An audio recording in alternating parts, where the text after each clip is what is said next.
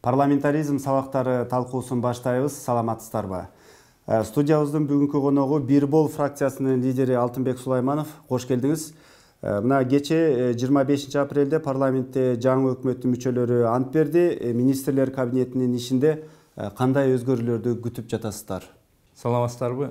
Жалпы негизинен эми бүгүн коомчулук, эл, парламент жакшы үмүт менен күтүп атат. Бүгүнкү жаңы түзүлгөн өкмөттүн курамы кандай ишин алып барышын жакшы үмүт менен, анан мындай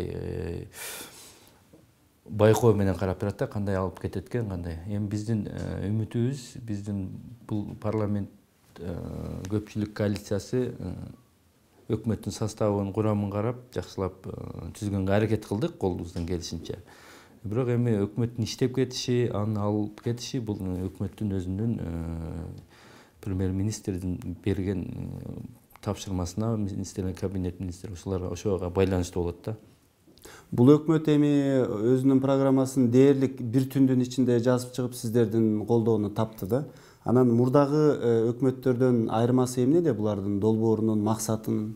Өзүңүз туура айтып атасыз, бир күндө даярдадык дейт. Бул күтүүсүз бизге болду деген премьер-министр өзү ушинтип айтты. Күтүүсүздөн биз бир эле күндө ушундай программаны жазганга туура келди. Программасы мурдагыдай эле өзү деле мойнуна алды, мындай шаблонный эле да, мурдагы программалардан айырмасы деле жок. Негизинен убакыт алды. Эми 100 күндүк иш жүзүнө, 100 күндүк премьер-министрдин, ошо өкмөттүн 100 күндүк ишине карап туруп баа беребиз да. 100 күндө кандай өзгөрүүлөр, кандай реформаларды алып келет, кандай багыт менен иштейт, ошого карап баа беришибиз керек болот. Бул 6 фракциянын өзүнүн шайлоо алдындагы программалары бар да, долбоорлору бар. Ошол өкмөттүн программасы менен дал келиши керек. Ошол дал келүү болот, өкмөт менен парламенттеги фракциялардын баардыгы мындай бир багытта иштеп кетет дегенге ишеним барбы? Эми азыр 4 фракция түзүлдү, 2 фракция оппозицияда калды. 4 фракциянын программаларын, 4 партиянын программаларын эске алыш керек, сөзсүз эске алып, бул жаңы өкмөт ошолордун ар биринде мындай колунан келген кайсы нерселер ишке ашат, программаларда кээ бир ишке ашпай турган мындай долгосрочный көп убакыт талап кылган мезгилдерде пункттар бар да, ошону кыска убакытта пайдалана турган нерселер пайдаланыш керек. Өкмөт бүгүнкү өкмөттүн кыла турган иши бүгүнкү күн менен иштеш керек да. Эртеңки келечек менен бул парламент, президент ойлонуш керек. Өкмөт бүгүнкү чарбалык иштер менен тез арада мындай жылыш кылбаса өтө оор болуп калат өкмөт. Сапар Исаковдун өкмөтү ошол өзүнүн программасын сунуштаганда мына 40 кадам, таза коом, коопсуз шаар сыяктуу мындай бир элдин көңүлүн бурган долбоорлорду сунуштады эле. Ал эми азыркы өкмөттө мындай бир элдин көңүлүнө татырлык, депутаттардын мындай көңүлүнө татый турган эмнелер болду? Кандай убадалар же болбосо иш пландары болду? Эми Сапар Исаковдун ушундай жакшы сунуштары болгон, бирок көпчүлүк ишке ашпай калды, убакыттар болду, башка себептер менен, тоскоолдуктар менен, анан өздөрү дагы ошол айтып аткан, сүйлөп аткан программаларын ишке ашыра албай калышты да, негизинен. Бүгүнкү өкмөт биз мындай мурдагы өкмөттөй мындай амбиционный программаны сунуштай алган жок бүгүнкү күндө. Бизге убакыт бергиле деп убакыт сурады. 1 ай, 2 ай, биз 100 күндүн ичинде, ошо 2 айдын ичинде бир жакшы нерселер менен, алмашуулар менен. Кечеги кетирген өкмөтүбүздүн жарым эле келди деген дагы коомчулукта сөз болуп атпайбы? Аларды бардыгын алмаштырганга убактысы жеткен себептен дагы кадрлар да жетишпейт бизде. Бүгүнкү күндө мамлекетте аябай тартыш болуп атпайбы, күчтүү кадрларыбыз. Ошондой негизинде ушундай иштер болуп атат да, тоскоолдуктар. Менин оюмча жакын арада бир өкмөт өзүнүн жакшы сунуштары менен келбесе, анда бул өкмөттүн дагы тагдыры алыска барбайт. Негизи ошо парламентте жанагы программаны талкуулоо учурунда дагы айтылды, негизи мында мурдагы өкмөттөр ишенимге татыбай калды, мына мурдагы.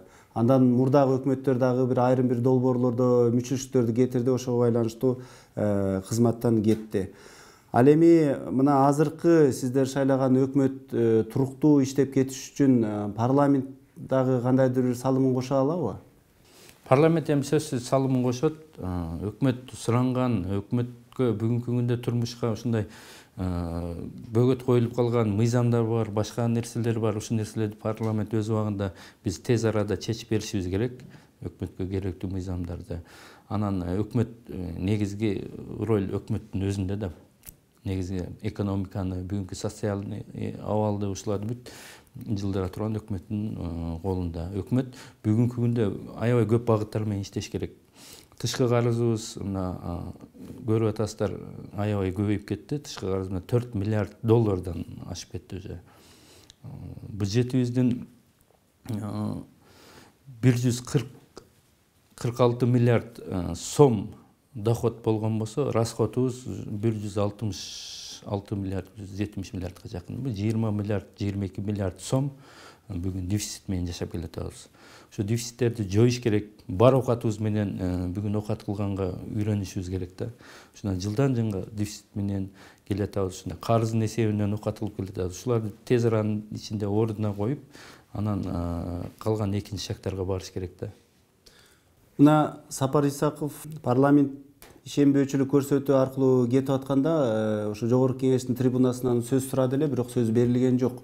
Ал эми мына жеке менчик телекомпаниядан сүйлөгөн сөзүндө айтты, эгер биздин өкмөткө дагы бир аз убакыт берилгенде, бул жылы ошол бюджетке 15-20 миллиард сомдук киреше алып келмекпиз. Ошол эле бажы, фискалдык саясат багыты боюнча мындай кошумча пландарыбыз бар эле дегендей сөздөрдү айтты да. Азыркы өкмөт дагы ошол таза иштөө менен, коррупция менен күрөшүү менен ошондой эле бир 15-20 миллиард же болбосо бюджетти мындай көбөйтүү, кошумча каражат алып келүү мүмкүнчүлүктөрү барбы? Мүмкүнчүлүк албетте бар, иштеш керек ан үчүн. Анын результаты, жыйынтыгы жылдын аягында чыгат да. Az жылдын башында прогноз болот, сөз. Жылда жыйынтыгы болот. Анын үчүн өкмөт иштеш керек. Салык, киреше булактары, салык, мына бул таможня ушул жактардан доходдорду түшүрө турган жактарды аябай башкача караш керек да, жаңы подходдор менен. Бүгүн кечеги күндөр менен бул иш жылыш болбойт да. Негизи ошол сиздердин негизги сунушуңуздар эмне болот эле? Кайсы тармакка көңүл бурса өкмөт көбүрөөк акча каражат түшүрө алат? Кыргыз экономикасын көтөрө алат же болбосо бюджетти көбөйтө алат? Бюджеттен биз эки багыттан негизи бюджетти түзө турган эки эле багытта көпчүлүгү. Бул салык менен таможня. Ошол салыкты дагы жөнгө келтириш керек. Соцфонддон төлөмдөрүн караш керекпиз. Соцфонд төлөмдөрү 27%, бул негизинен көп да. Башка өлкөлөрдө муну азайтышкан. Муну азайтканда ошол тендеги көмүскөдөгү тендеги бекинип турган көп нерселер чыкмак да.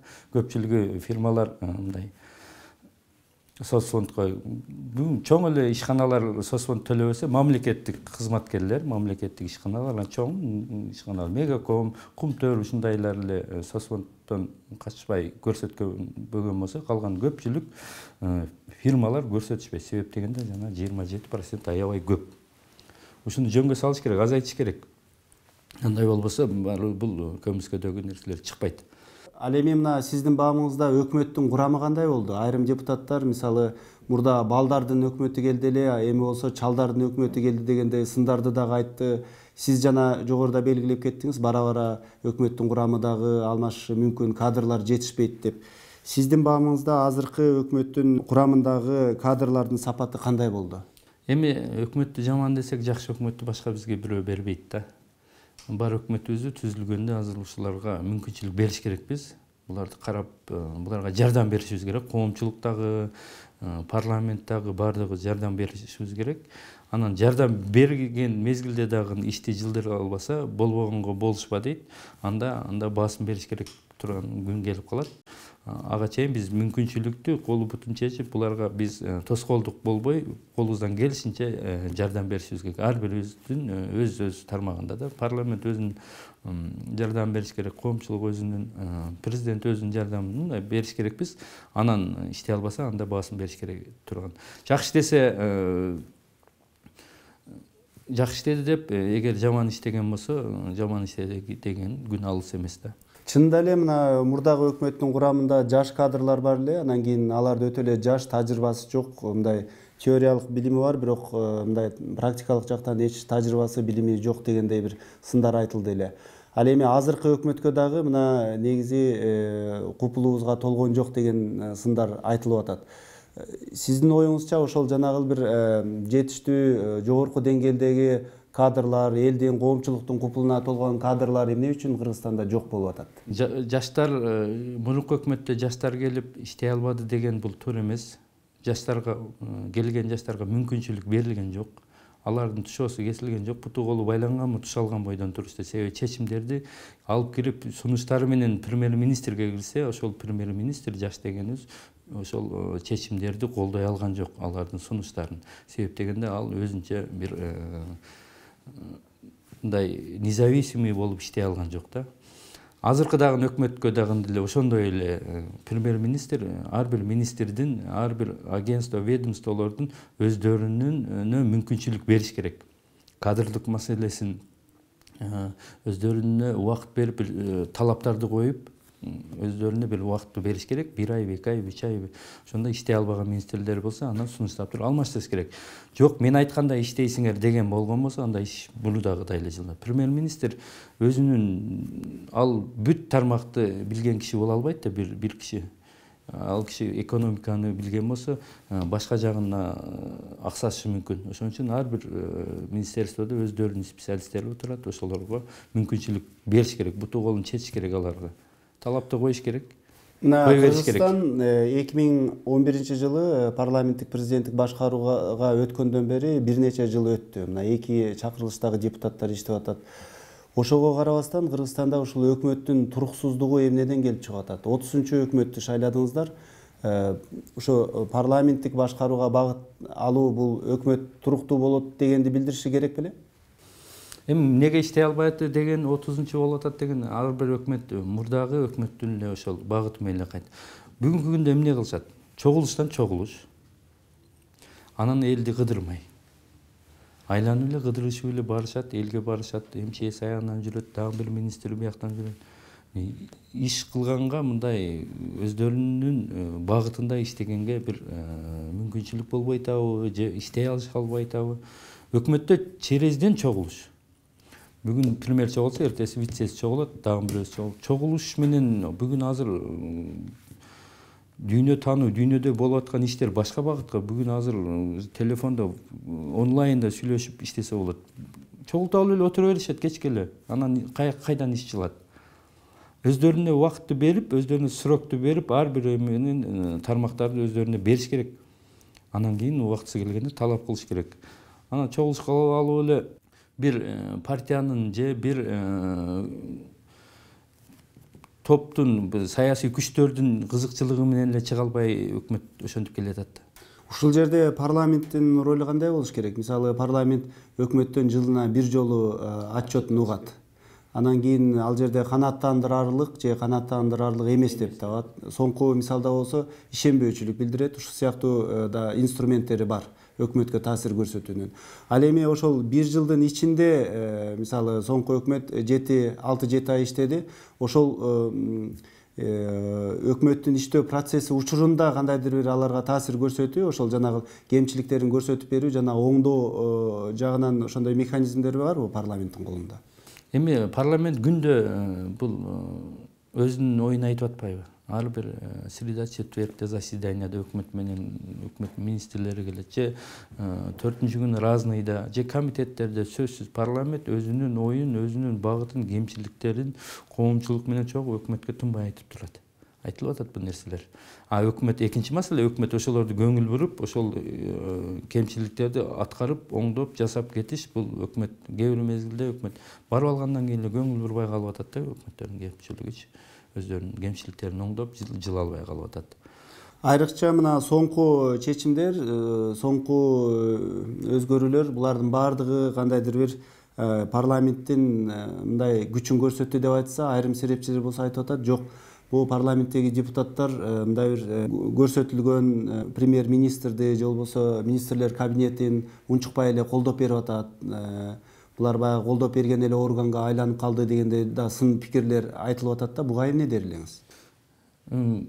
Ошондой нерсе байкалып атат, бирок мен башкача айтат элем, эгерде мына бүгүнкү келген биз өзүбүз колдогон өкмөт мурдагы өкмөттөй болуп өз ара өз башынча иштеп кете албай, жылдыра албаган болсо, буга деле баа бере турган убакыт келет, азыр эле.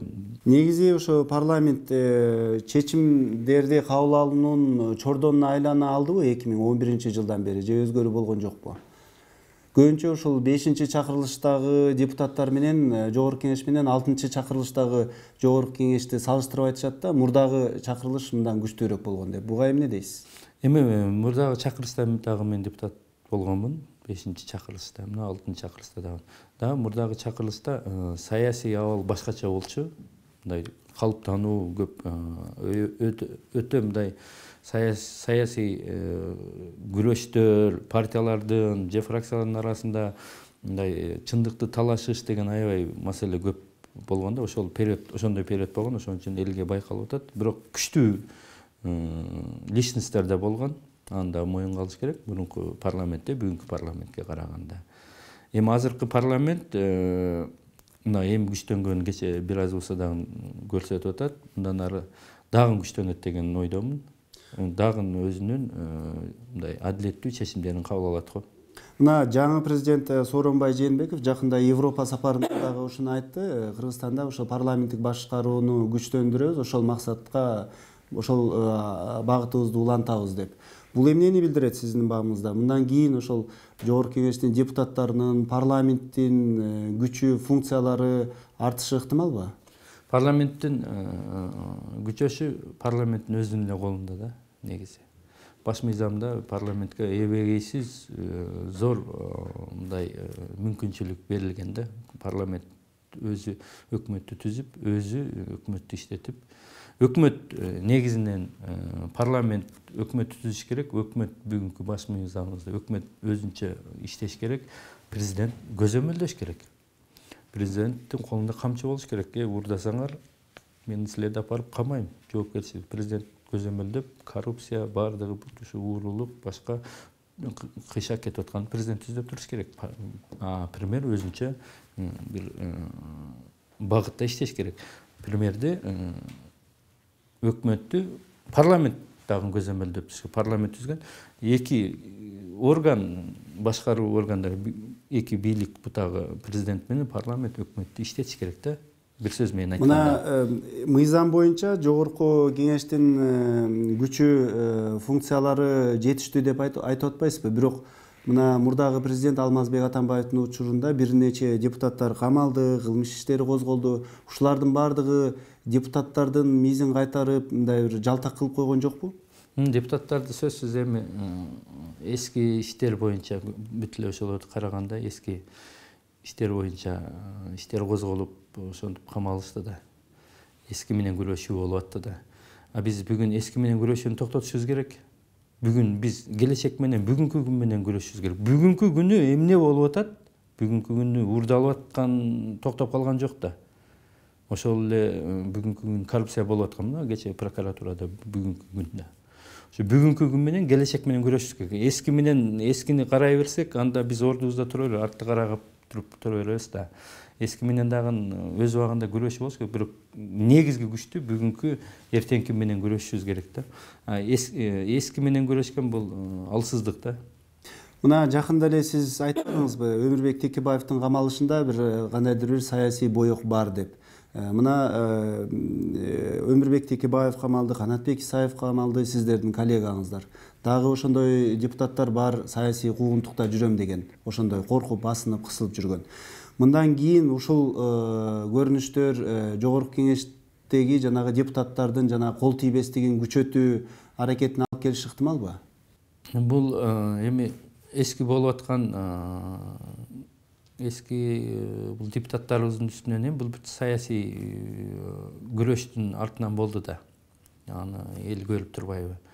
Мындан кийинки дагы ушундай көрүнүштөр болот. Бул болуп келген саясий күрөш сөзсүз боло берет. Депутаттарды ушундай күчтөндүрүп, негизги баш мыйзамда депутаттар өзүнүн ролуна келсе аябай күчтүү болот да. Ошого ушундай жолдор менен жасалып аткан иштер болуп атат. Мындан буяк андай болбойт деп айта албайм, бирок андай болбосо жакшы болот да негизинен. Парламент күчтөнгөн болсо. Ал эми депутаттар өздөрү эмне кыла алат ошол? Депутаттардын жанагы кол тийбестигин же болбосо депутаттардын жанагындай бир саясий куугунтукта калып калбаш үчүн ошондой коркунучтарды жоготуу үчүн. Таза болуш керек. Эгер эски иштериң болгон болсо, аны коргош кыйын да бүгүнкү күндө, эл көрүп турат да. Эгер эски иштер болгон болсо, сөзсүз жооп бергенге туура келет. Бүгүнкү күндө, бүгүн болбосо эртеге Алла Тааланын алдында да жооп берет. Сиз саар кеч сөзсүз жооп болуш керек.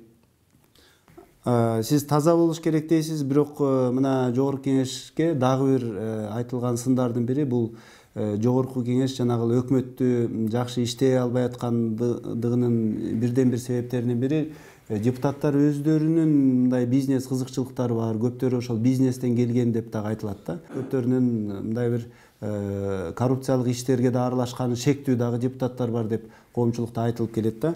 Мындан кийинки шайлоолордо жогорку кеңеш анын ичинде саясий партиялар эмне кылыш керек деп ойлойсуз? Ошол таза жанагындай бир коррупцияга илинбеген, ошондой илинчеги жок, көз карандысыз депутаттарды алып келиш үчүн парламентке.